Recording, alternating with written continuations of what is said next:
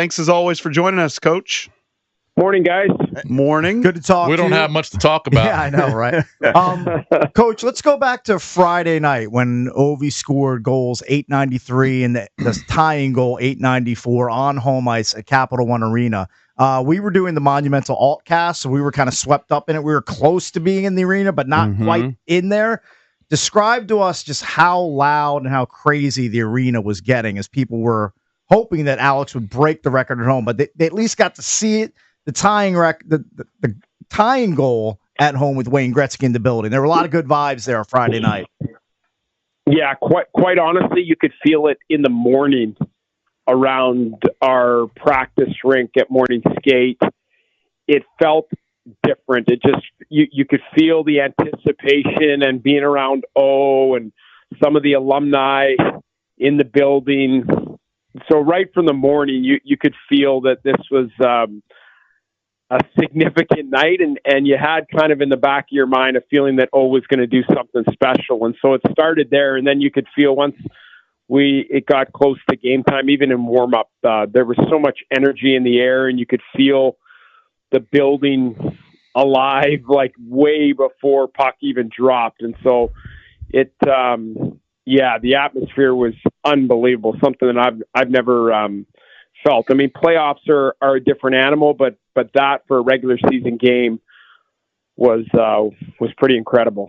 When did it become, it seemed like from the outside looking in, you could argue with me if you want, Coach, but it seemed like at least in the last game or two, it kind of became, all right, we just got to feed Ovi. Like, I'm sure it wasn't even spoken. Let's just get it done. But let's just it seemed like there was a concerted effort, give them the puck. And everyone's into it. It's not like they weren't into it, but yeah, I would agree with that. Yeah, I would agree with that. When did it kind of become that? Like, let's just do this, and that became almost more of the focus. Obviously, you want to win the game, and the forefront is winning the game. But man, the last couple of games, it seemed like let's just feed them and let's do this. When did that really kick in for you guys? I think probably dating back to when he scored late in Winnipeg. That sort of got things rolling of like, okay, we're getting pretty close here.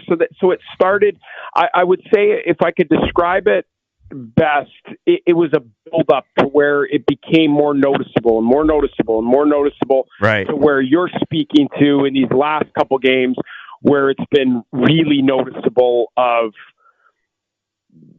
everything surrounding his shifts and a real emphasis on trying to get him, over the hump. And it wasn't like, it's not like guys are making crazy decisions, passing to him when he's not. It's just, you can tell through his shifts and when he got the puck and when other guys would get the puck that there was a concerted effort to try to put him in a good spot to score a goal. Yeah. Talking to Coach Spencer Carbery from the Washington Capitals, they've got 107 points. That's the best mark in the Eastern Conference with 5 games to go. Best by far, by the way, in the East, because I think the second highest team is 9 points behind the Washington Capitals. All right, one more thing about Ovi. Probably a month before he ties the record and breaks the record, we talked to you about the empty net situation. And you told us you were going to have this conversation with him. It appeared that you just had it with him moments before on the bench. Had it ever been broached beforehand? I knew that he did not want to break it on an empty netter. So we had had that conversation. And so I knew that going into that. I wanted to confirm and make sure that in the moment, given the circumstances at home, he's got 2 goals, so for a hat trick, I wanted to just make sure that he didn't want an opportunity to get out there and seal the deal. And so that was just in the moment, double checking to confirm. So Coach, Ryan Leonard gets the empty netter there instead of Ovi having the chance at it. I mean, Ryan Leonard has had quite the whirlwind first week introduction into the NHL. Basically, he was playing for BC like a week and a half ago. He signed his deal. He's there for Ovi's record tire. He gets to meet Wayne Gretzky in the locker room afterwards and shake his hand. And Wayne Gretzky's addressing him about the empty net goal. Like, what a week for Ryan Leonard. I know, right? Like, how do you follow that up for a 15 to 20 year career in the NHL when that's your first week? Everything from here on out is going to be a letdown for Leno. But a good, I mean, for him to be able to be a part of this, I know him losing in the regionals and to Denver and to end his college career the way that it ended wasn't the way that he had envisioned.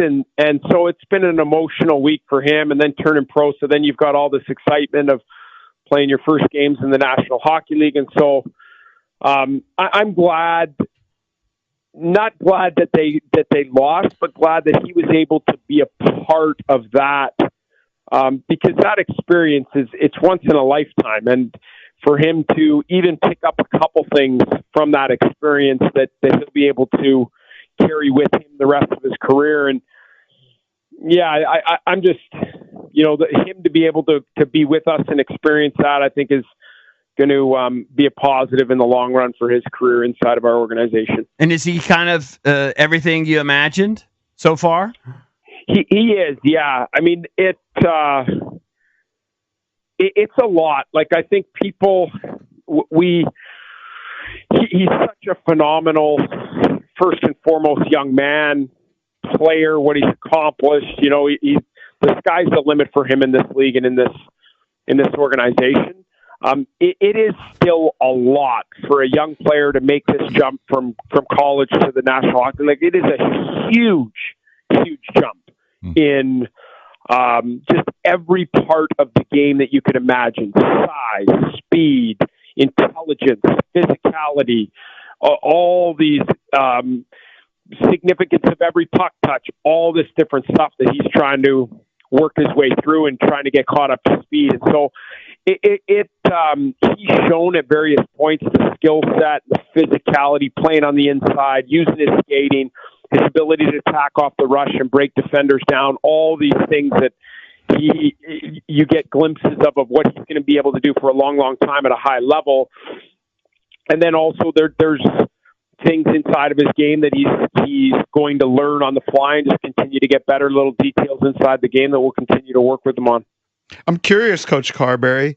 He was in the middle of a semester. Does he take his classes now? Like, what's going on? Oh, yeah, I'm sure he is going to finish all of his classes. He wants to get all the credits for him so that if, look at that.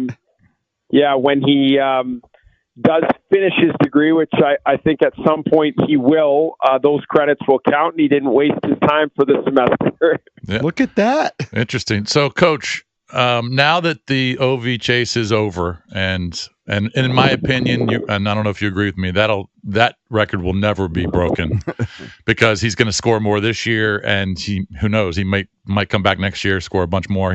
He might be in the 930 range at some point. No one's touching that. But now that it's over, there's 5 games left. You guys haven't played the best hockey, as you've admitted. Maybe this was a little bit of a distraction. Now you kind of gear up for playing well heading into the playoffs. What have you been telling the guys about that? Well, we'll start today at that, because I do think as great and as positive as this chase has been and the significance of it, and like I said before, like, this is once in a lifetime stuff. So you celebrate this, you embrace it, you do not hide behind this or minimize what's happened over the last, his whole career, but specifically with this season over the last month. So we're able to celebrate him. We've got a few more things this week with regards to sort of, around the community and some different things that he has obligation-wise, media and celebrating the record. And this is now our challenge as a group, is you just went through something so euphoric and so top of the mountain, like I just described. And now, okay, the real significant, the real part of the season begins. And that's going to be our challenge. And that's my job, to get our guys back on track and realize that the individual record and what we were a part of was a great thing, and we'll never forget that. And it is as special a thing as we'll be a part of, but at the end of the day, this is the greatest team sport in the world, and you're measured by Stanley Cups and winning this time of year in the playoffs. And that's what we're all about as individual players, coaches, and as a team. And that's where we have to flip our mindset to getting ourselves in a really good spot so that we can make some noise in the playoffs. So, Coach Carbs, the scheduling gods came up big for you guys with 3 days off between the Islanders game where he clinched the record and the Thursday night home affair with the Canes coming to town. Is that enough time for a mental reset for you and the coaching staff and the players to kind of get past the record? And like you said, now you drill down on closing the regular season strong and getting ready for the playoffs. Yeah, that's exactly what we're hoping, that today is a work day and we're going to get back to work. And that's we're going to have a very, very narrowed focus on what we're doing, being really diligent with our preparation. And now it's go time. It is go time for our group, and guys will know that this morning. And now we get to work and, put ourselves every single day, do everything that we possibly can to put ourselves in good positions individually and collectively to have some success here moving past April 17th. Coach, can you give us an update on Logan Thompson's injury that he suffered down in Raleigh in the Carolina game? Yeah, he's still week to week. He's still going to be out here for a little bit, but he's progressing and doing better. Okay.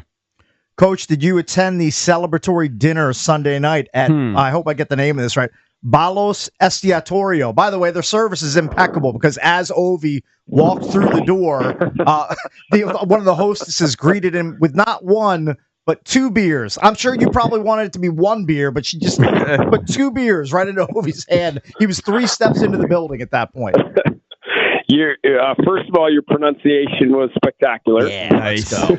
Excellent. Good. I was turning my head when all those shenanigans were happening that evening, but I was in attendance, yes.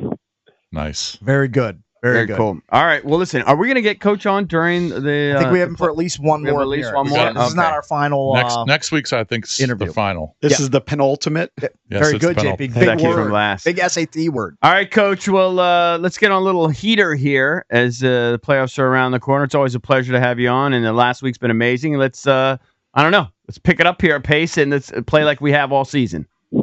Appreciate it, guys.